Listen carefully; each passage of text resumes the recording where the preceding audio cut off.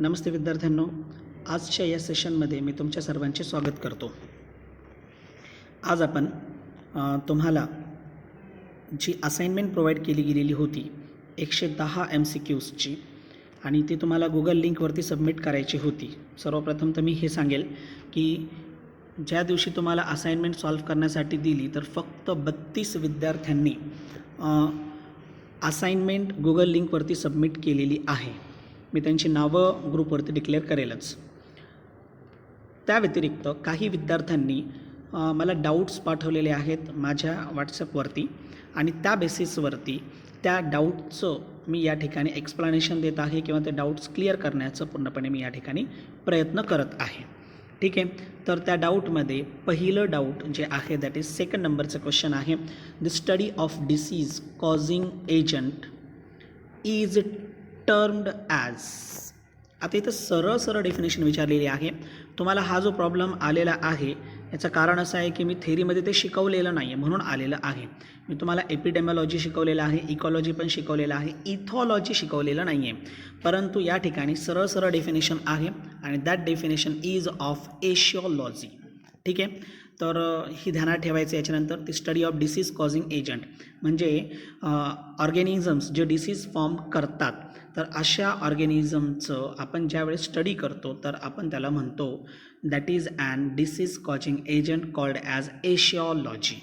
ठीक आहे, त्यानंतर सेकंड क्वेश्चन जो आपण डाऊटमध्ये मला दिलेला आहे दॅट इज 5th नंबरचं क्वेश्चन आहे. हा जॉन शॉ एक नाव आहे, जॉन शॉ.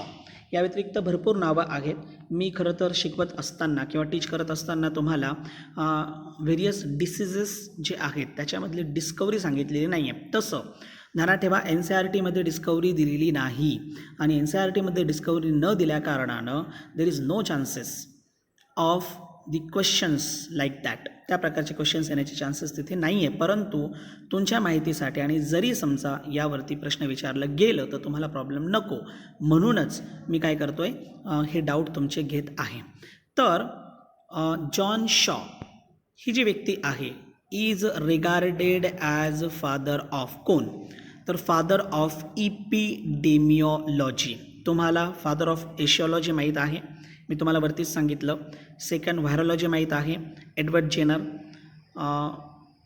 त्यानंतर स्मॉलपॉक्स व्हायरसवरती ज्यांनी काम केलं होतं, इव्हन व्हॅक्सिनेशनमध्ये सुद्धा ते इन्व्हॉल्व आहेत. त्यानंतर इम्युनॉलॉजी यावरती पण आपण डिस्कशन केलेलं आहे. तर जॉन शॉचं नाव त्या ठिकाणी येत नाही, तर epidemiology that is study of disease in human population as well as animals. Human आणि ॲनिमल पॉप्युलेशनमध्ये जे डिसीजेस होतात तर त्या डिसीजेसचं study that is called as epidemiology. Okay, so ही जी टर्म आहे ही टर्म किंवा ही ब्रांचच ज्यांनी ओपन केली त्यांचं नाव आहे जॉन शॉ. पुढे जाऊया आपण 3rd नंबरच्या क्वेश्चनकडे. 9th नंबरचं क्वेश्चन हा डाऊटमध्ये विचारलेला होता. Communicable diseases spread by. मला असं वाटतं की यावरती डिस्कशन हे करण्याची गरज नाही आहे. ॲक्च्युली कम्युनिकेबल, मग कम्युनिकेबल डायरेक्ट कॉन्टॅक्ट असू शकतं, इनडायरेक्ट कॉन्टॅक्ट असू शकतं, किंवा एका पेशंटमध्ये झालेला आहे, व्हेक्टर असेल त्या ठिकाणी, तो त्या पेशंटमधून त्या पॅथोजनला घेऊन नॉर्मल पेशंटकडे, नॉर्मल व्यक्तीकडे त्याला घेऊन जाईल. It will be carry towards the normal person. Okay, it is by vector but there is an contact with the help of vector. Hence, all 3 terms are comes under the communicable diseases. Hence, answer is a all of these: direct, indirect, and vector. Okay. Now, the next question is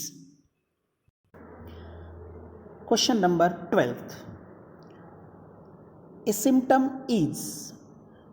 खरं तर खूप सिम्पलचा असा question आहे symptom, परंतु यावरती मी थेरीमध्ये discussion केलेलं नाही त्यामुळे हा प्रॉब्लेम आलेला असावं.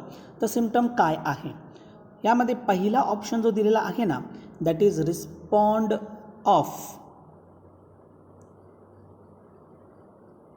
जो पहिला ऑप्शन या ठिकाणी दिलेला आहे that is an respond of body to a foreign antibody. You already know that response of body to a foreign antibody is an antibody production. Okay, म्हणजे फॉरेन जी बॉडी आहे that is called as A antigen. Immuno system याच पद्धतीने काम करते. जेव्हा enter होतं foreign agent तेव्हा काय होतं, अँटीबॉडी प्रोडक्शन केलं जातं. It is not a symptom. अजून तर सिम्पटम यायचे आहेत. पुढे सेकंड आहे रेजिस्टन्स ऑफ दी बॉडी. आणि जर बॉडी रेजिस्टन्स असेल तर it clearly means that there is no disease. जर बॉडी रेजिस्ट करत असेल तर there is no disease. Third number option दिलेला आहे body's way of reacting to a disease. मग बॉडी जेव्हा डिसीजला रिॲक्ट करतं तर तेव्हा काय होतं, बॉडीमध्ये काही थिंग्स, काही सिम्पटम्स दिसून येतात, काही साईन दिसून येतात आणि त्या बेसिसवरती आपण त्याला म्हणू शकतो, आपण त्या गोष्टीला म्हणू शकतो की it is a symptom. For example simply when the bacterial infection increase in your body. जेव्हा बॅक्टेरियल इन्फेक्शन तुमच्या बॉडीमध्ये वाढतं अँड इन दॅट केस त्यावेळेस काय होईल, at that time various metabolic activities are increased in your body. Due to that the temperature will be increases. त्यामुळे temperature वाढतो. म्हणजे एक प्रकारे काय झालं, फिवर निर्माण झालं. Fever is a type of symptom. मी इथे एक्झाम्पल दिलं. डी दिले illness. Illness is a direct disease. Illness म्हणजे काय आहे, हे डायरेक्ट डिसीज आहे. It not clear that there is symptom. On the basis of symptom you can say that there is illness. Okay, म्हणजे सिम्पटमच्या बेसवर तुम्ही सांगू शकता तिथे इलनेस आहे, पण illness is not a symptom.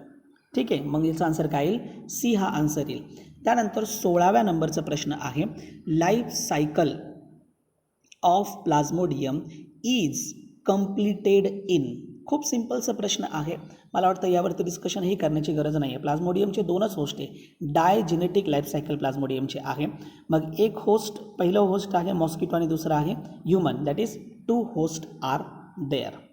Okay, now the next question is question number 20. Sporozoites are produced during. Now sporozoites. आपण मलेरियाची लाईफसायकल बघितलेली आहे. तर मलेरियाच्या लाईफसायकलमध्ये सुरुवात मॉस्किटो बाईटपासून होते. ज्या मॉस्किटोमध्ये आधीच त्याच्या सलायव्हरी ग्लँडमध्ये किंवा सलायवामध्ये स्पोरोझॉइट्स प्रेझेंट असतात. आपण याला म्हटलं की it is an infective stage or infective condition. आणि हीच इन्फेक्टिव्ह स्टेज त्या प्लाझ्मोडियमची बाईटनंतर ह्युमन बिईंगमध्ये टाकली जाते. ठीक आहे, आणि that is called as the sporozoite. ठीक आहे, मग हे जे स्पोरोझॉइट आहेत याचा अर्थ असा आहे की मॉस्किटोमध्ये फॉर्म झालेले आहेत. मग मॉस्किटोमध्ये कधी फॉर्म झालेत, तर इकडे पेशंटमध्ये शेवटी म्हणजे लास्ट स्टेजला त्या ठिकाणी RBCजमध्ये काय होतं, तर गॅमेटोसाइट्स तयार होतात.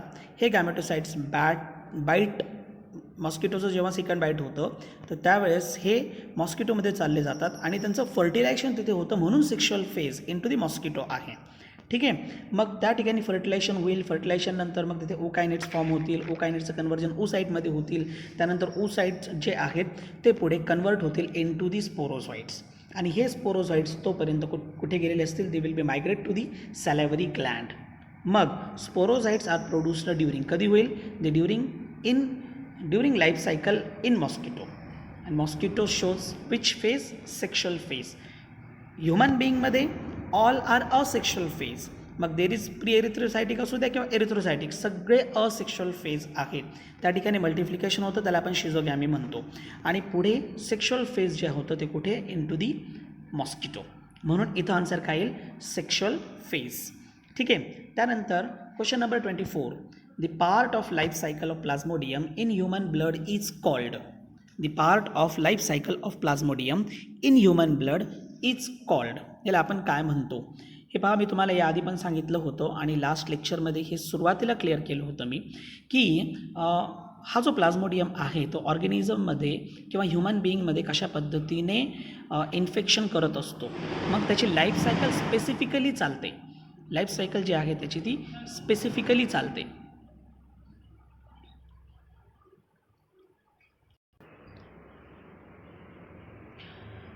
मग कशी लाईफ सायकल चालते specifically, it will be enter in to the body, reaches to the liver सेलमध्ये आतमध्ये जातील. आतमध्ये गेल्यानंतर मल्टिप्लिकेशन होईल. ठीक आहे, मल्टिप्लिकेशन झाल्यानंतर जो स्ट्रक्चर तयार होतो, तर लिव्हर सेल्स जे आहेत ना, ते सेल्स एक कवरिंग फॉर्म करतात, त्याला आपण शिझोंट म्हणतो. त्यांनी विचारलं काय आहे, ब्लडमध्ये. मग इथं RBCजमध्ये एंटर झाल्यानंतर तिथेसुद्धा त्याच प्रकारचं स्ट्रक्चर तयार होतं, ते शिझोंट. ठीक आहे, आणि तिथे ते असेक्शुअली रिप्रोड्यूस होऊन, that is an multiple fission, ते कितीतरी कॉपीज त्या एका सेलमध्ये तयार करतात. दॅट सेल इज ए शिझोन and the process is called as the schizogony. त्या प्रोसेसला आपण काय म्हणतो, शिझोगोनी. आणि म्हणूनच लाईफ सायकल जो पार्ट आहे प्लाझ्मोडियमचं ब्लडमध्ये, तर इट इज दी शिझोगोनी टाईप. स्पोरोगॅमी म्हणजे काय, spore formation, but actually plasmodium जो आहे तर तो स्पोर फॉर्म करत नाही. प्री एरिथ्रोसायटिक शिझोगोनी, प्री एरिथ्रोसायटिक शिझोगोनी आपण स्पेशली असं म्हणू शकत नाही. त्याने काय म्हटलं आहे की ब्लड, आणि ब्लड जर म्हटलं असेल तर मग आता RBC झालेत तिथं, म्हणून प्री एरिथ्रोसायटिक म्हणू शकत नाही. सिंगॅमी हे होतं in to the mosquito, not in the human being. Hence the answer is A. Okay. त्यानंतर पुढे 29 नंबरचा प्रश्न आहे, mild tertian malaria is caused by. आता मी मलेरियाचे टाईप्स तुम्हाला सांगितलेत, म्हणजे मलेरियल जे काही पॅथोजन्स आहेत त्याचे मी 4 प्रकार तुम्हाला सांगितले, पण प्रत्येकाचे सेपरेट टाईप मलेरिया होतात, वेगवेगळे प्रकार. मी तुम्हाला यांचं इन्क्युबेशन पिरियड सांगितलेलं आहे. त्यानंतर जो फिवर आहे तो फिवर रिकरिंग टाईम मी तुम्हाला सांगितलेला आहे. परंतु on the basis of fever recurring time, जो फिवर रिकरिंग टाईमचं जो बेसिस आहे त्या बेसिसवरती जे आहे ना, तर त्याचे प्रकार पडतात. आता काहींचं 48 तासानंतर, काहींचं 72 तासानंतर, काही 4 दिवसानंतर, या पद्धतीने. आणि म्हणूनच त्याचे प्रकार पडलेत. मग प्लाझ्मोडियम व्हायवॅक्स, बिनाईन टार्शियन मलेरिया. टार्शियन म्हणजे काय, टार्शियन टाईम इंटरवल, त्याला आपण टार्शियन म्हणतो. मग benign tertian malaria it is because of the plasmodium vivax. Plasmodium malariae हे 4 दिवसानंतर आहे, म्हणून कॉर्टन, याला म्हणतात काय, कॉर्टन मलेरिया. त्यानंतर plasmodium ovale it is called as a mild tertian malaria. Plasmodium ओवेलचा नंबर बिनाईन नंतर लागतो, ठीक आहे, आणि कॉर्टनचा नंबर हा प्लाझ्मोडियम ओवेल नंतर लागतो. आणि last one is a plasmodium falciparum, जे इंडिया आणि वर्ल्ड सगळीकडे कॉमन आहे, त्याला आपण सेरेब्रल मलेरिया असं म्हणतो, which is also called as malignant malaria. ठीक आहे, म्हणजे त्याच्यामुळे होणारा जो मलेरिया आहे तो मॅलिग्नंट मलेरिया किंवा त्याला सेरेब्रल मलेरियासुद्धा म्हटलं जातं. ठीक आहे. So on the basis of this the mild tertian malaria is caused by plasmodium ovale. Similar एक क्वेश्चन जो आहे तो पुढे विचारलेला आहे, मे बी 30 नंबरचा क्वेश्चन आहे तो, हां तोच आहे. मग हे मी तुम्हाला लास्ट क्वेश्चनमध्ये क्लिअर केलं. आपण पुढे जाऊ आता. 31 नंबरचा question, malarial attack involves how many stages. किती स्टेजेस आहेत ध्यानात ठेवा. इथे तुम्हाला इन्फेक्शनचे स्टेजेस नाही लिहायचे आहेत, इथे तुम्हाला अटॅक झाल्यानंतर मग जे सिम्पटम्स आहेत ना त्या सिम्पटम्सचे स्टेजेस द्यायचे आहेत. कसं, मी तुम्हाला शिकवताना तुम्हाला सांगितलं होतं की सुरुवातीला फिवर विथ चिल, म्हणजे इथं थंडी वाजून येणे आहे. सेकंड कसं आहे की त्यावेळेस फक्त फिवर असतं, म्हणजे ताप येतं. आणि थर्ड जे आहे तर त्यावेळेस स्वेटिंग. हे तिन्ही स्टेजेस मी तुम्हाला तिथं सांगितले होते, परंतु मे बी नसन कळलेलं. मग इथे malarial attack involves 3 stages, 3 stages आहेत. मग आपण आता इथं स्पेसिफिकली डिवाईड करूया. हे मी तुम्हाला तिथं सांगितलं नाही कशा पद्धतीने डिवाईड होतं. मग पहिली स्टेज आहे, there are 3 successive stages. Successive stages म्हणजे एकानंतर एक येणार आहे. मग पहिली स्टेज हे 15 ते 60 मिनिटाची असते, म्हणजे 1 तासापर्यंत चालू शकते किंवा 15 मिनिटाची असू शकते. तर याला आपण म्हणतो कोल्ड स्टेज. ह्या स्टेजमध्ये थंडी वाजून येते, शिवरिंग, बॉडी व्हायब्रेट होते आणि फिलिंग कोल्ड. सेकंड स्टेज आहे 2 to 6 आवर्सची. ही जी 2 to 6 आवर्सची जी स्टेज आहे तर ती आहे हॉट स्टेज. हॉट स्टेज का, कारण इथं बॉडीचं टेम्परेचर वाढलेलं असतो, तो मे बी 41 डिग्री सेल्सिअसपर्यंत गेलेला असतो. ठीक आहे. ह्या केसमध्ये बॉडी जी आहे ती फ्लश, ड्राय स्किन कन्सिस्ट करतं. इवन काही अदर सिम्पटम्स बॉडीमध्ये दिसायला लागतात, हेडॅक, नाउझिया, वॉमिटिंग या प्रकारचे सिम्पटम दिसायला लागतात. तर this is an second stage. And third stage it is last for 2 to 4 hours, म्हणजे जसं दुसरी तसेच सिमिलर तिसरी हे 2 ते 4 तासापर्यंत राहते. याला स्वेटिंग स्टेज असं म्हटलं जातं. म्हणजे इथं होतं काय की जो टेम्परेचर बॉडीचा वाढलेला आहे तो काय होतो, कमी होतो. हे रॅपिडली कमी झाल्या कारणानं पेशंट जो असतो त्याच्यामध्ये स्वेट निर्माण होतो, म्हणून त्याला आपण स्वेटिंग स्टेज, घाम फुटायला लागतो, म्हणून त्याला आपण स्वेटिंग स्टेज असं म्हणतो. So these are 3 stages of the malarial attack. Okay. त्यानंतर पुढचं क्वेश्चन आहे 36 नंबरचं question, entamoeba is found in human. मला वाटतं हे बोलण्याची गरज नाही आहे, कारण टार्गेट ऑर्गन मी शिकवतानाच तुम्हाला सांगितलेलं आहे. It's target organ is in large intestine. 37 नंबरचा प्रश्न आहे, ॲक्यूट डायरिया अमिबियासिसचं हे सिम्पटम आहे. Acute diarrhoea in amoebiasis is caused by secretion of enzyme by pathogen. मग हे जे ॲक्यूट डायरिया जो आहे ना, डिसेंट्री आपण ज्याला म्हणूया स्पेसिफिकली, तर अशी कंडिशन कधी फॉर्म होते जेव्हा पॅथोजेनिक स्पेसिफिक एन्झाईम सिक्रेट करतो, and that specific enzyme is cytolysin, जो सेल्युलर टॉक्झिन म्हणून काम करतो आणि तो सेलला लाईस करण्याचं काम करतो.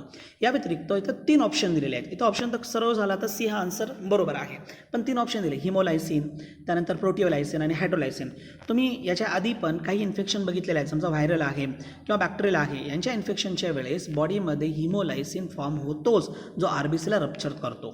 त्यानंतर प्रोटिओलायसिन हे स्पेसिफिकली काही बॅक्टेरिया फॉर्म करतात, जसं कॅप्रोथर्मोबॅक्टर हा एक बॅक्टेरिया आहे जो प्रोटिओलायसिन सिक्रेट करतो, जो प्रोटीनला डिजनरेट किंवा डिकम्पोज करण्याचं काम करतो. आणि एक आहे हायड्रोलायसिन, असा प्रकारचा जो लायसिन आहे, एन्झाईम आहे, तो ह्युमन बॉडीमध्ये फॉर्म होत नाही. म्हणून आता आन्सर काय आहे? सी. त्यानंतर पुढचं क्वेश्चन आहे number 45. In the life cycle of filarial worm man act as. In the life cycle of filarial worm man act as. आपल्याला हे माहीत आहे की फिलारियासिसमध्ये फिलारियल वर्मची लाईफ सायकल जी आहे ती डायजेनेटिक आहे किंवा डायजेनिक अशी आहे. मग डायजेनिक असेल याचा अर्थ काय झाला की ह्या लाईफ सायकलचे 2 होस्ट आहेत, एक तर मॅन जो प्रायमरी डेफिनाईट होस्ट असेल आणि दुसरा मॉस्किटो हा सेकंडरी होस्ट या ठिकाणी आहे. याने काय विचारलं आहे की in the life cycle of filarial worm man act as. मग आन्सर काय येईल? It act as a definite host. पुढे जाऊ आपण. 47 नंबरचा प्रश्न, most common type of filarial nematode found in India. मी तुम्हाला लेक्चरमध्ये क्लिअर केलेलं आहे की 3 प्रकारच्या फिलारियल नेमॅटोडपैकी किंवा फिलारियासिसपैकी लिम्फॅटिक फिलारियल नेमॅटोड किंवा लिम्फॅटिक फिलारियासिस हे most common, not only in India, is also in whole world. Lymphatic फिलारियासिससाठी उचेरेरिया बँक्रॉफ्टी आणि दुसरा आहे ब्रुगिया मलाई, असे 2 फिलारियल नेमॅटोड्स रिस्पॉन्सिबल आहेत. आणि याबाबत आपण काल डिस्कशन ऑलरेडी केलेलं आहे. त्यापैकी बुचेरेरिया बँक्रॉफ्टी जे आहे ना, म्हणजे बँक्रॉफ्टी फिलारियल नेमॅटोड, याचे 85% पेशंट्स सापडतात होल वर्ल्डमध्ये. त्याच्यामुळे कॉमन टाईप जो आहे ना इंडियामध्ये सुद्धा लिम्फॅटिक फिलारियासिस हा आहे. Next question number 50. Lymphatic filariasis affect काय करतं?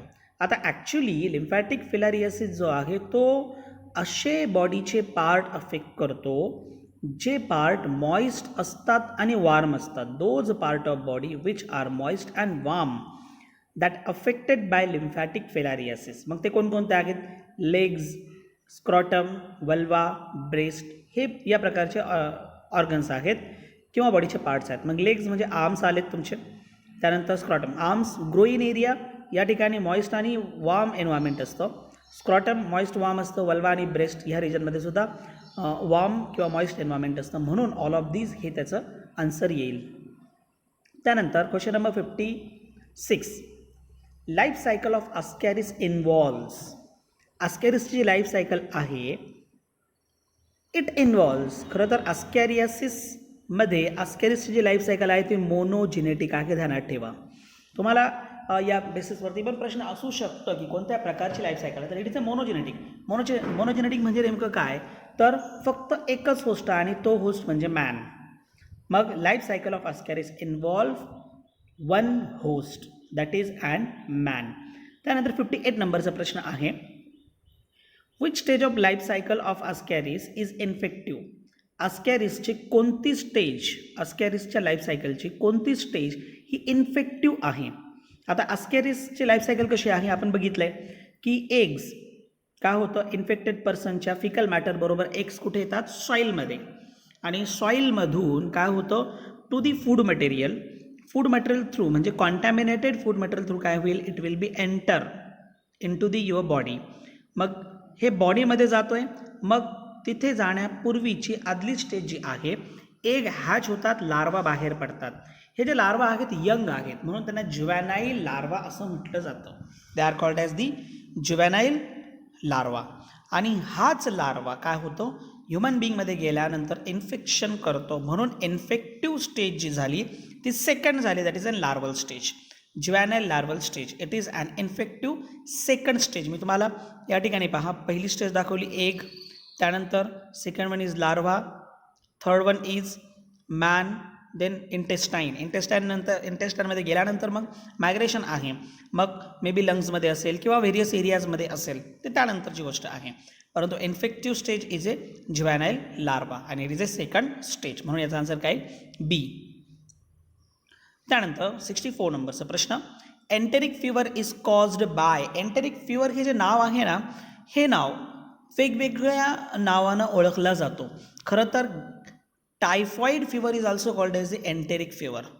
टायफॉईड फीवर जो आहे त्याला काय म्हणतात, enteric fever. Enteric fever actually internally infection झाल्यानंतर जो फीवर तयार होतो त्याला आपण एंटेरिक फीवर असं म्हणतो. मग स्पेशली ओनली टायफॉईड फीवरलाच फक्त एंटेरिक फीवर नाव दिलं जातं, बाकी कोणत्याच फीवरला एंटेरिक फीवर नाव असं दिलं जात नाही.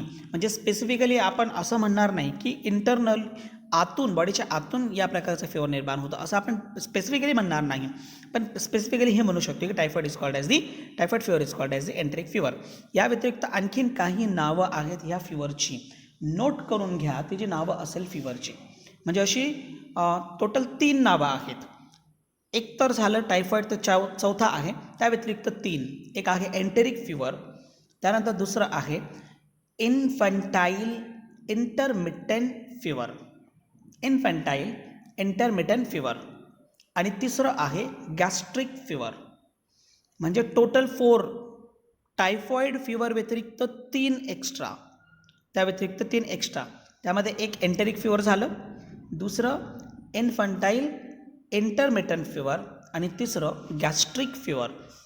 असे वेगवेगळे नावं आहेत. आता टायफॉईड आहे म्हणून टायफॉईड कोणामुळे होतं या 4 ऑप्शनपैकी, because of the salmonella typhi, म्हणून याचा आन्सर काय आहे, सी. नेक्स्ट क्वेश्चन 66 नंबर, the effective drug against typhoid is. तुमच्यासमोर असलेले सगळे 4ही ड्रग म्हणजे chloramphenicol, paracetamol, erythromycin, penicillin, typhoid हा फीवरसाठी रिस्पॉन्सिबल आहे, ठीक आहे ना. मग पॅरासिटामॉल आपण कॉमनली, म्हणजे बॉडीमध्ये जर फीवर वाटलं तर आपण कॉमनली काय करतो, पॅरासिटामॉल हा ड्रग वापरतो आपण, ठीक आहे. मग हे सिम्पटमॅटिक ड्रग झालं, इट इज अन सिम्पटमॅटिक ड्रग. मग कोणत्या इन्फेक्शनमध्ये तुम्ही ते घेऊ शकता, काही काळापर्यंत फीवर जो आहे तो कमी होईल. परंतु ॲक्च्युली इफेक्टिव्ह ड्रग विचारलं आहे. इथे दिलेलं क्लोरामफेनिकॉल, एरिथ्रोमायसिन, पेनिसिलिन, तिन्ही जे आहेत ते अँटीबायोटिक ड्रग्ज आहेत. All are antibiotic. आणि त्यातल्या त्यात क्लोरामफेनिकॉल आणि एरिथ्रोमायसिन हे स्पेसिफिकली अँटीबॅक्टेरियल आहे. पेनिसिलिन तरी तुम्ही प्रत्येक याच्यामध्ये वापरू शकता, परंतु हे 2 स्पेसिफिकली अँटीबॅक्टेरियल आहे. यापैकी effective drug against the typhoid is and chloramphenicol. हे ध्यानात ठेवा, तसं मी तुम्हाला लेक्चरमध्ये सांगितलेलं आहे. पुढे 74 नंबरचा प्रश्न, the antigen present on the surface of bacteria. The antigen present on the surface of bacteria. इथे जो बॅक्टेरिया आहे तो बॅक्टेरिया आहे टायफॉईड बॅक्टेरिया. म्हणजे अशा प्रकारचे प्रश्न विचारला तर कन्फ्युजन निर्माण होतो, नेमकं कोणतं सरफेस किंवा सरफेस ऑफ बॅक्टेरिया म्हणजे ते कोणतं असेल. म्हणजे हे असेल साल्मोनेला टायफी इज कॉल्ड. याला काय म्हणतात, ह्या प्रश्नाचं आन्सर काढण्यासाठी तुम्हाला त्यामुळेच प्रॉब्लेम निर्माण झालेला असेल मे बी, कारण बॅक्टेरिया म्हणजे नेमकं कोणतं bacteria. Actually it is a typhoid bacteria, Salmonella typhi. आणि आता तुम्हाला माहीत आहे antigen present on the surface of bacteria. मग सरफेसवरती एच म्हटलं तर फ्लॅजेलमवरती आहे, ओ म्हटलं तर सरफेसवरती आहे. व्ही अँटीजन तिथे प्रेझेंट नाही आहे. व्ही ॲक्च्युली अँटीजेनिक डिटर्मिनंट्स आहे आणि पी ह्युमन ब्लडमध्ये प्रेझेंट असतो. ध्यानात ठेवा, ह्युमन बॉडीमध्ये 46 अँटीजन्स प्रेझेंट आहेत ओन्ली ब्लडवरती. सुरुवातीला ए बी आणि डी हे अँटीजन शोधले गेले, त्याच्यानंतर कितीतरी प्रकारच्या अँटीजनचं शोध लागलं गेलं. म्हणजे त्याच्यानंतर MNS ही अँटीजन माहीत पडली, त्यानंतर FY ज्याला आपण डफी म्हणतो ही एक अँटीजन माहीत पडली, त्यानंतर लेविस अँटीजन आहे. असे कितीतरी, म्हणजे असे टोटल 46 अँटीजन्स आपल्या ह्युमन बॉडीमध्ये प्रेझेंट असतात. ठीक आहे. आणि ते ब्लड ग्रुपसाठी स्पेसिफिकली हिमोलायटिक आहे आणि ब्लड ग्रुपसाठी रिस्पॉन्सिबल आहे म्हणून त्यांचं नाव घेतलं जातं. बट मेन जे आहे ते सुरुवातीचे म्हणजे AB-D हे 3 अँटीजन. AB हे ABO ब्लड ग्रुपिंगसाठी आणि D for the purpose of RH factor. ठीक आहे, पुढे जाऊया आपण. 75 नंबरचं question. First description of typhoid was given by. टायफॉइडचं पहिलं डिस्क्रिप्शन कोणी केलं?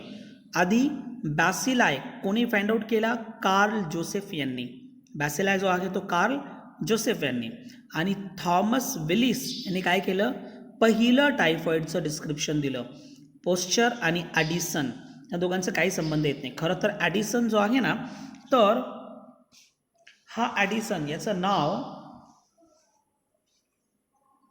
हे स्पेसिफिकली डिफरंट याच्यामध्ये, ज्याचं नाव थॉमस ॲडिसन आहे. ठीक आहे, तो वेगळा. आणि पोस्टियर हा या प्रकारचं नाव बायोलॉजीमध्ये सापडत नाही.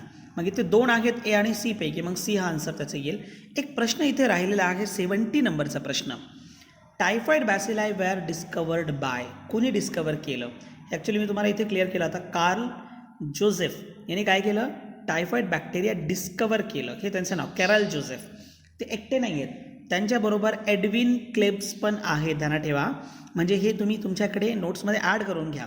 Carol Joseph as well as Edwin Klebs 1880-81 यांनी टायफॉइड बॅसिलाय डिस्कवर केला. ठीक आहे. दुसरे नाव आहे तर समजा जॉन स्नो आहे, तर आपण ऑलरेडी बघितलं आहे शॉ, तर तो एपिडेमॉलॉजीमध्ये आहे. जेनर हे वॅक्सिनमध्ये आहे आणि पोस्टियर कुठेच नाही, मी तुम्हाला लास्ट क्वेश्चनमध्ये सांगितलेलं आहे. पुढे चला 77 नंबरचा प्रश्न. 77 लेशन्स अँड अल्सरेशन. तसं लेशन आपण रिंगवर्ममध्ये बघितलेलं आहे, पण इथं म्हटलं लेशन्स अँड अल्सरेशन. लेशन बाहेरही असतात आणि बॉडीच्या आतमध्ये पण असतात. मग इथं बॉडीच्या आतमध्ये lesion and ulceration in intestinal wall म्हणजेच inner lining of the intestine is caused by. It is specifically because of typhoid. म्हणजे it is a characteristic feature of typhoid. आणि जर कॅरेक्टरिस्टिक फीचर ऑफ टायफॉइड असेल तर it's answer is सॅल्मोनेला. 78 नंबरचा प्रश्न पाहूया. Widal test become positive after. मी तुम्हाला सांगितलेली आहे विडाल ही सिरोलॉजिकल टेस्ट आहे. It is an serological test. म्हणजेच काय? Antigen antibody test. ही जी आहे ते अँटीजन अँटीबॉडी रिॲक्शनच्या आधारे ही टेस्ट केली जाते. परंतु आता पहा, विडाल टेस्ट पॉझिटिव्ह कधी दाखवेल? ॲक्च्युली इन्फेक्शन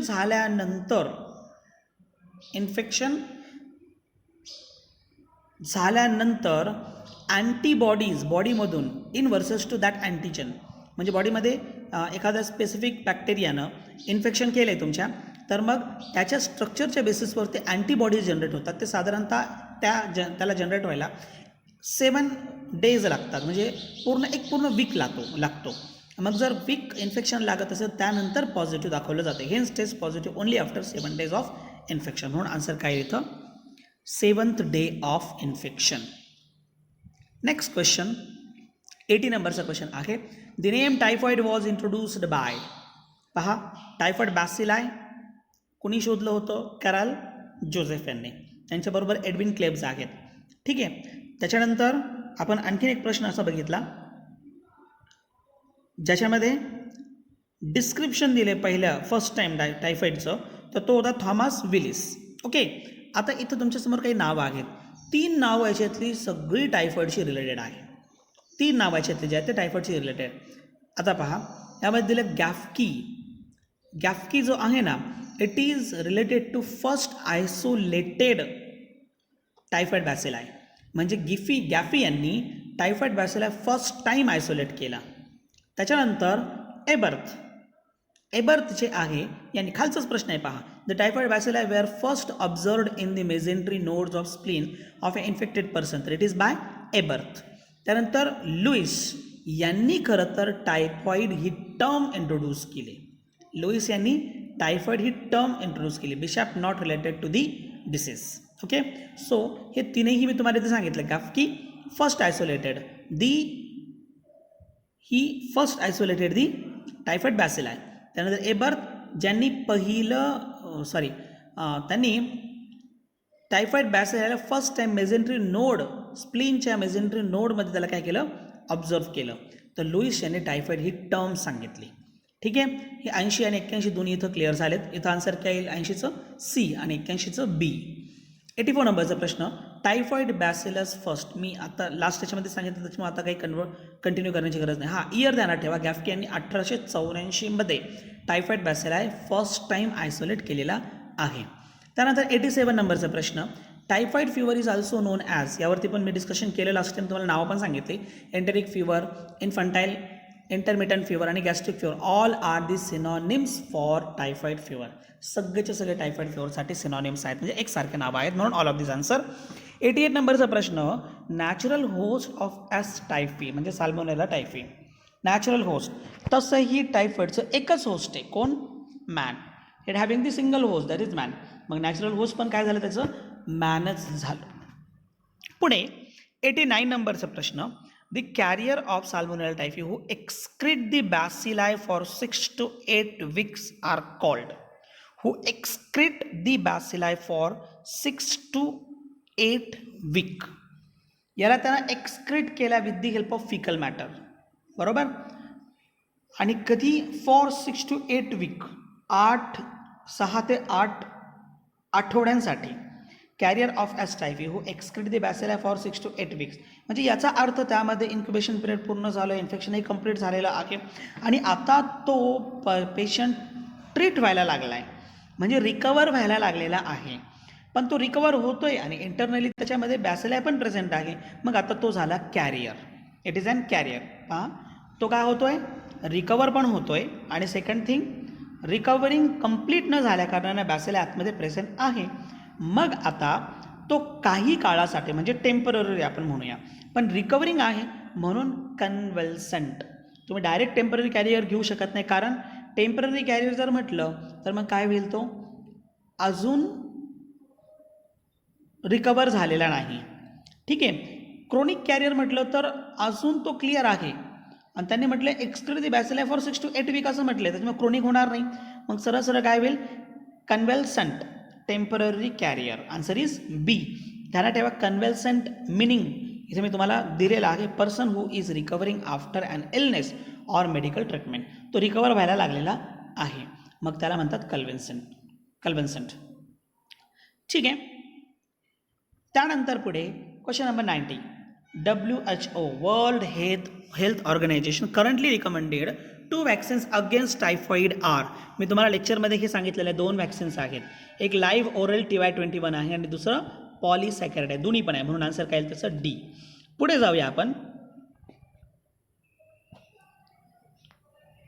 91 नंबरचा प्रश्न, that is mode of transmission of Salmonella typhi is. Mode of transmission of Salmonella typhi is. कसं? आता साल्मोनेला टायफी हे कॉन्टॅमिनेटेड कॉम्पोनंट थ्रू आपल्या बॉडीमध्ये एंटर होतं, पण तिथे कसं पोहोचलं? मग व्हेकलचा वापर केलं, मॉस्किटो असेल, सीसी फ्लाय असेल किंवा हाऊस फ्लाय असेल, बरोबर ना? या व्हेकलचा वापर केला आणि म्हणूनच त्या फूड मटेरियलवरती आलं. मग त्याच्यापैकी एक व्हेक्टर बॉर्न पण झालेलं आहे आणि एक तर डायरेक्ट त्याच्या कॉन्टॅक्टमुळे सुद्धा होऊ शकतो. म्हणून all of this, vector born, vehicle born आणि डायरेक्ट, तिन्ही पद्धतीने एस टायफी साल्मोनेला टायफी हा काय होतो? ट्रान्समिट होतो. 96 नंबरचा प्रश्न, incubation period of positive agent of pneumonia. हे मी तुम्हाला दिलेलं नव्हतं, तसं काही पुस्तकामध्ये 3 ते 5 दिवस दिलेलं आहे आणि वेगवेगळ्या पुस्तकामध्ये वेगवेगळे व्हॅल्यू आहेत, परंतु मोस्ट ऑफ द व्हॅल्यूज जे आहेत ते 5च्या आतमध्ये आहेत. आन्सर सरळ सरळ सिलेक्ट करायचं. फर्स्ट टू 1 to 3 days, 1 ते 3 दिवस हे त्याचं इन्क्युबेशन पिरियड असतं. आणि शेवटचा एक प्रश्न आहे 105 नंबरचं. खरं तर हे तुम्हाला डाऊटमध्ये याच्यामुळे आलं असेल कारण तुम्ही कालचं जो माझं लेक्चर आहे तो अजून म्हणजे काल जोपर्यंत मला हे डाऊट आलेलं नव्हतं तर तोपर्यंत तुम्ही तो लेक्चर पाहिलेला नसेल मे बी, त्याच्यामुळे तुम्हाला हा प्रॉब्लेम आला असेल. तर lesions associated by severe itching म्हटलं की कशामध्ये होतं ते? रिंगवर्ममध्ये. Is a common characteristic of which of the following disease. सरळ आहे, हे डर्मॅटॉलॉजिकल डिसऑर्डर आहे इचिंग जे असेल आणि ते मोस्टली कशामुळे होतं? फंगायमुळे. म्हणजेच आस्कॅरियासिस हे तर फंगल आहे, सॉरी हे तर नेमॅटोड आहे, फिलारियासिस नेमॅटोड आहे. ॲलर्जी असू शकतं फंगल, सॉरी ॲलर्जी असू शकते, ॲलर्जीमध्ये इचिंग निर्माण होते, पण लेशन्स नाही, there is no lesions. Okay, so allergy येणार नाही. आणि मग सी, मग इथं लेशन्स येतात आणि त्याच्यावरती इचिंग पण निर्माण होते, म्हणून that is an ringworm. Okay, so these are all doubts regarding the last assignment. ठीक आहे, मी एक अनाऊन्समेंट आणखीन एक करतो. आता आज तर हे डाऊटचं सेशन होईल, परंतु पुढचा लेक्चर जो आहे त्या लेक्चरमध्ये आपण कॅन्सर हा पॉईंट पाहणार आहोत. आणि तुम्हाला प्रोव्हाइड केलेला जो शीट आहे, तर त्या शीटमध्ये पुढे कॅन्सर ह्या टॉपिकशी रिलेटेड जवळपास 40 MCQs आहेत. याच पद्धतीने तुम्हाला परत काय करायचं आहे, गुगल लिंक प्रोव्हाइड केलं जाईल आणि त्या लिंकनुसार तुम्हाला सबमिशन करायचं आहे. त्याच्यानंतर मग पुढच्या लेक्चरमध्ये एड्स हा पॉईंट घेतला जाईल. मे बी दोन्ही बरोबरीने होऊ शकतात. मग दोन्ही बरोबरीने जर झाले तर मग तुम्हाला MCQ जास्त प्रमाणामध्ये सॉल्व्ह करावे लागतील. म्हणजे अबाउट